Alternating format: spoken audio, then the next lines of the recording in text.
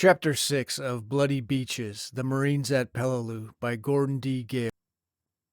The Early Battle in the Division Center.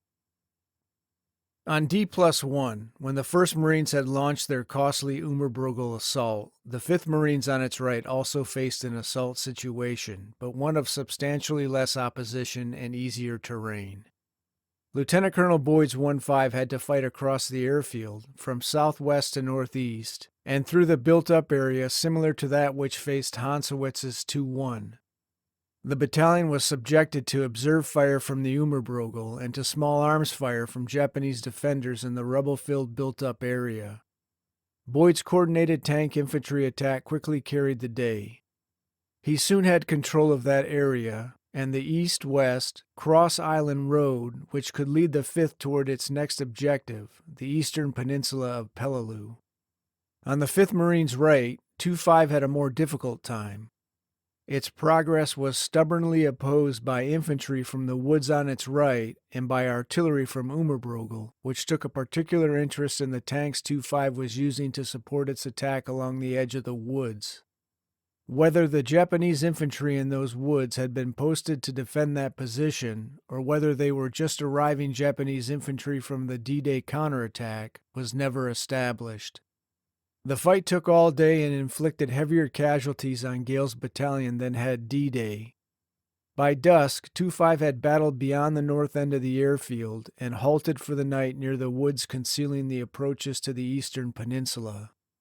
As the 2-battalion attack of the 5th Marines, D+1, was heavily engaged on its front and right, the regimental headquarters near the beach was hit by an artillery barrage which, coupled with D-Day's loss of 3-5's commanding officer and executive officer, engendered a significant rearrangement in command assignments.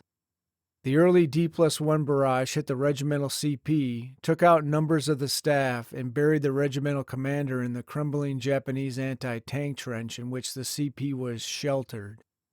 Fortunately, the burial was temporary, and Colonel Harris emerged with a twisted and battered leg, but still able to hobble. 2 of his principal staff officers were casualties, and his sergeant major killed. Harris elected not to be evacuated, but he needed help in the regimental CP. Ordering Lieutenant Colonel Walt back from the 3rd Battalion to the regimental CP, Harris directed the commanding officer of 2-5 to send his executive officer, Major John H. Gustafson, to take command of 3-5. Then Harris directed Boyd to send his 1-5 operations officer, Major Hiram Opie, to join 3-5 as Gustafson's executive officer. Fortunately, 3-5 was having a relatively quiet day, unlike its hair-raising regrouping on the night of D-Day. After daylight, as 2-5 attacked north, 3-5 stretched along the east edge of the mangrove lagoon which separated Peleliu from the eastern peninsula. In that position, 3-5 also tied into 3-7 as the battalion attacked south. Thus, 3-5 protected each regiment's flank against any Japanese movement across the intervening water and into the rear of the attacking battalions. No such threat developed, and as the afternoon grew on, there emerged a more pressing employment for 3-5. As Walt returned to his post beside the now only semi-mobile Harris, Major Gustafson was told to get 3-5 into position to bolster and then relieve 1-5 as it closed in on its O2 objectives. Throughout the next day, D+2, the 5th Marines kept tied in with the 1st Marines on its left and captured some control of the foot of the East Road. On the right, 2-5 hacked and combed its way through the jungle and mangrove north of the airfield, alongside the road leading toward the eastern peninsula. The thick scrub, nearly impenetrable, reduced progress to a crawl.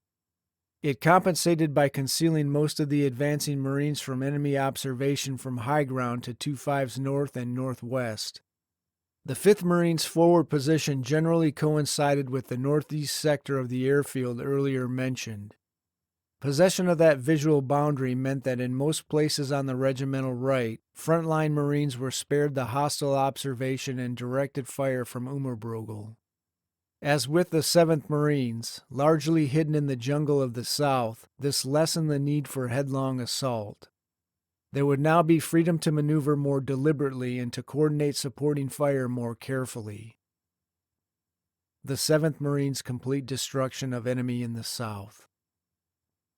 In the south, from D+1 through D+3, the 7th Marines was in vigorous assault against extensive fortifications in the rear of the Scarlet Beaches. These were defended by a full battalion, the elite 2nd Battalion, 15th Regiment. Although isolated and surrounded by the Marines, the battalion demonstrated its skill and its understanding of Colonel Nakagawa's orders and mission to sell Peleliu at the highest possible price. The 7th Marines attacked with 3-7 on the left and 1-7 on the right. They enjoyed the advantage of attacking the extensive and well-prepared defenses from the rear, and they had both heavy fire support and the terrain for limited maneuver in their favor. Both sides fought bitterly, but by 15:30 on 18 September, D+3, the battle was substantially over. The Marines had destroyed an elite Japanese reinforced infantry battalion well positioned in a heavily fortified stronghold. Colonel Hannekin reported to General Rupertus that the 7th Marines' objectives he had set for D-Day were all in hand. The naval gunfire preparation had been significantly less than planned. The difference had been made up by time and by the courage, skill, and additional casualties of the infantry companies of 1-7 and 3-7. Now the 7th Marines, whose 2nd Battalion was already in the thick of the fight for Umabrogel, was about to move out of its own successful battle area and into a costly assault which, by this time, might have been more economically conducted as a siege. Maneuver and opportunity. As the 7th Marines moved to its mission, the 5th Marines was again successfully opening up opportunities on Peleliu's eastern Lobster Claw Peninsula. Most of those opportunities, unfortunately, were never exploited. By the end of D+2, the 5th Marines stood at the approach to the eastern peninsula and astride the east road just east of the 1st Marines' terrible struggle in Umabrogel. It had fought somewhat clear of the galling fires from Umabrogel and planned an assault on the eastern peninsula across a narrow causeway which the Japanese should certainly defend. Then a D+3 reconnaissance of the causeway revealed that the causeway was not defended.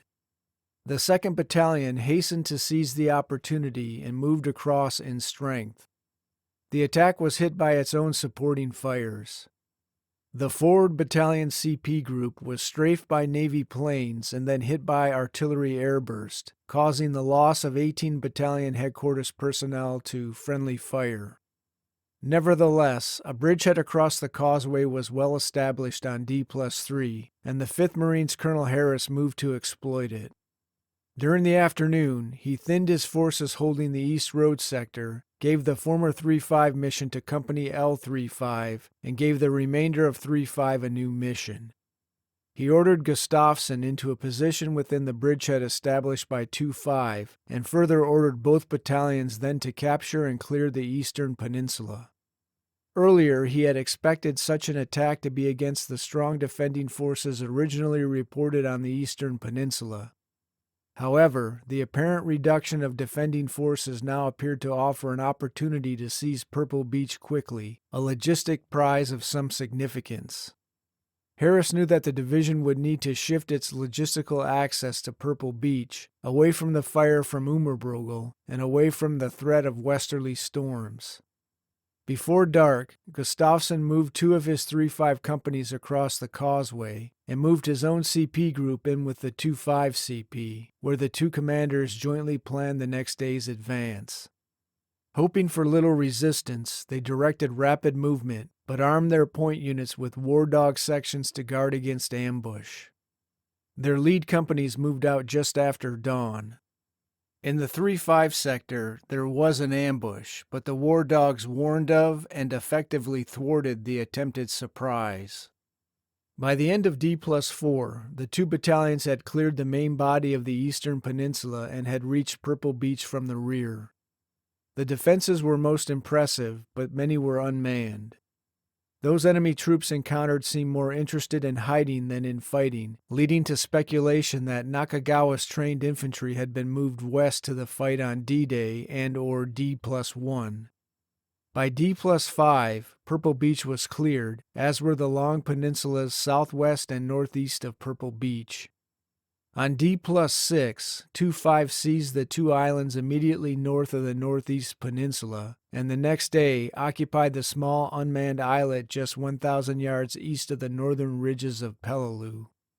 From that position, and positions elsewhere on the other islands, and near Ngartalak, there appeared to be many opportunities to attack by fire against the cave-infested north-south ridges of central and northern Peleliu. Such positioning of heavy weapons would be very difficult, but relative to the intense infantry battles underway in Umabrogel, such difficulties seemed acceptable. Many of the prospective targets could have been vulnerable to direct, flat trajectory fire across the front of U.S. units advancing north in central Peleliu.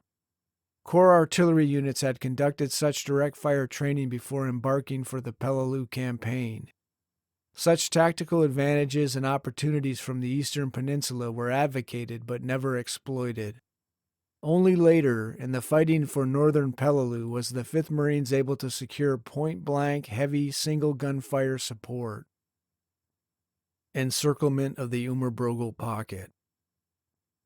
With southern and eastern Peleliu captured, there now began an encirclement of the Japanese defenders in central Peleliu, and an attack against the Japanese defending northern Peleliu and nearby Nisibis and Kangaroo. This was the obvious next tactical phase for combat on Peleliu.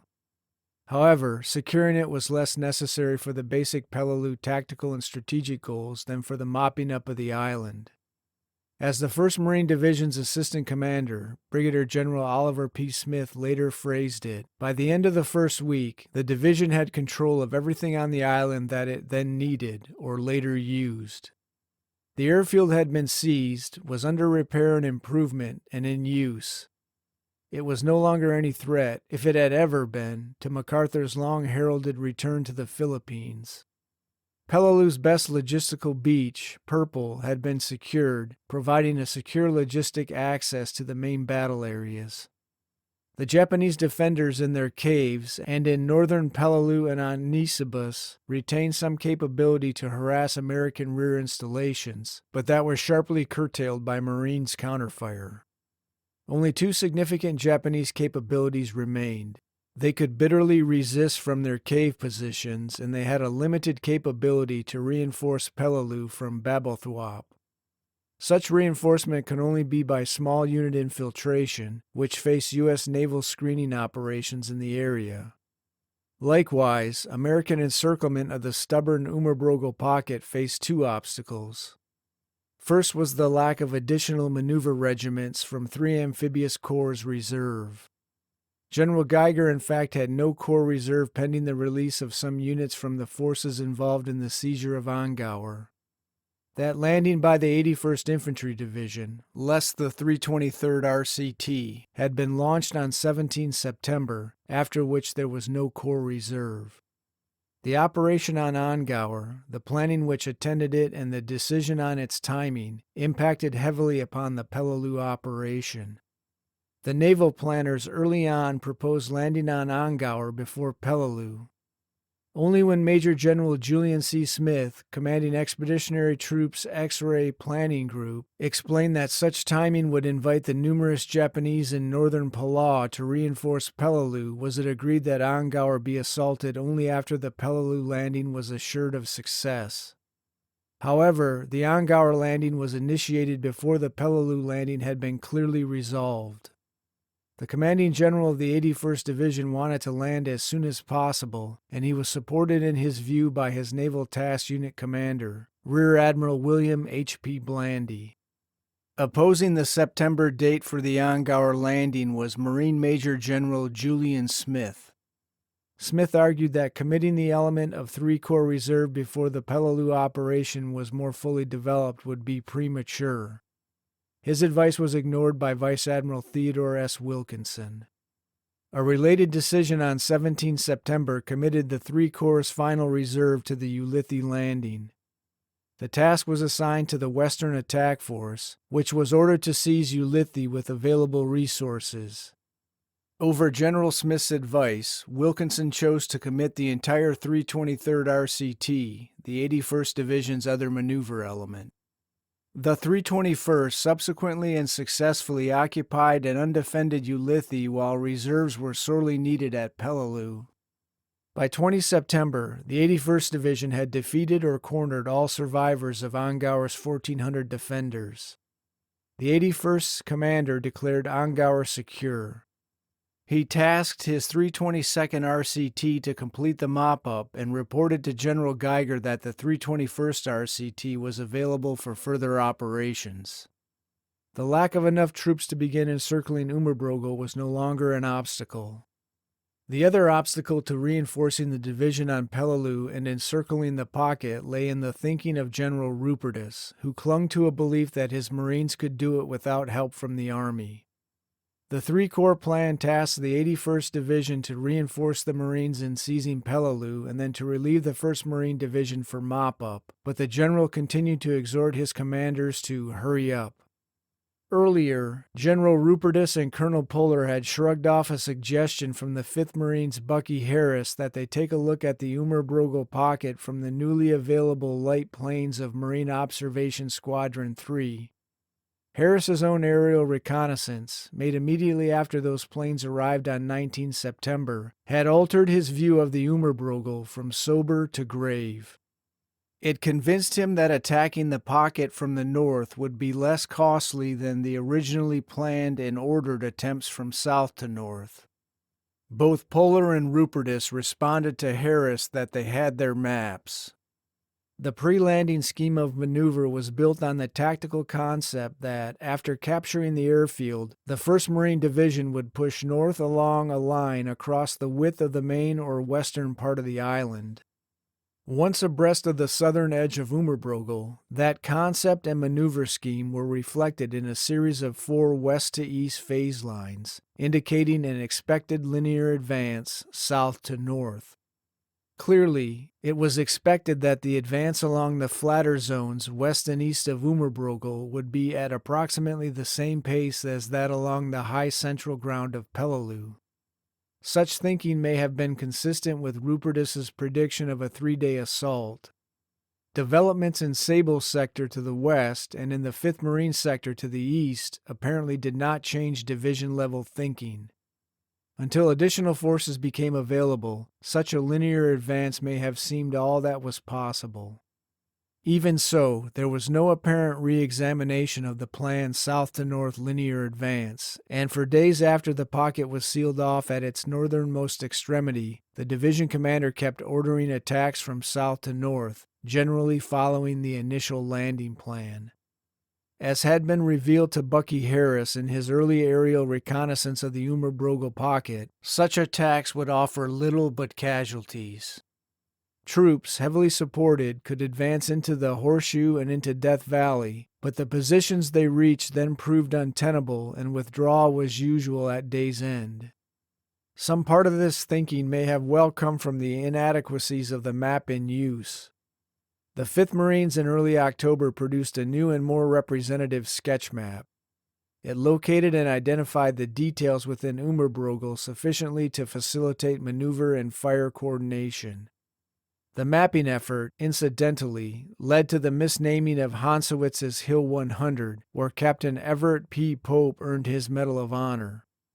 The 5th's mapping team, launched after Harris's regiment was committed against the pocket, encountered Lieutenant Colonel Walt, the regimental executive officer, on Hill 100 during their sketching, and so named the hill.